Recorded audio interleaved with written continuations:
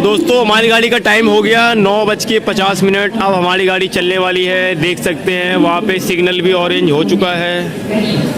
थोड़ी देर के बाद बस चलने वाली है गाड़ी हमारी। तो अभी रात के बज रहे हैं 2:10 और अभी हम लोगों ने खाना वाना खाया है। अभी खाना वाना खा करके कंप्लीट किया है और अब हम लोग जा रहे हैं सोने के लिए। अब देख सकते हैं दोस्तों कितनी ज़्यादा फॉग है, काफ़ी ज़्यादा फॉग है और हमारी ट्रेन भी अभी 1 से 1.5 घंटा लेट चल रही है। ये दोस्तों देख सकते हैं काफ़ी ज़्यादा फॉग है आज और कोहरा भी बहुत ज़्यादा है और ठंडी भी काफ़ी ज़्यादा है।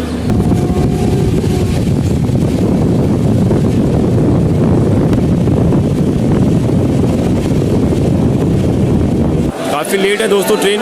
यहाँ पे वैसे 8:15 का आने का टाइम है लेकिन 10:26 पे आई है। देख सकते हैं दोस्तों कितनी ज़्यादा भीड़ है।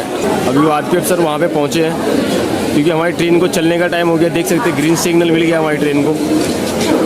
वहाँ पे झंडा दिखा रहे हैं लेकिन फिर भी यहाँ से भीड़ कम नहीं हो रही है।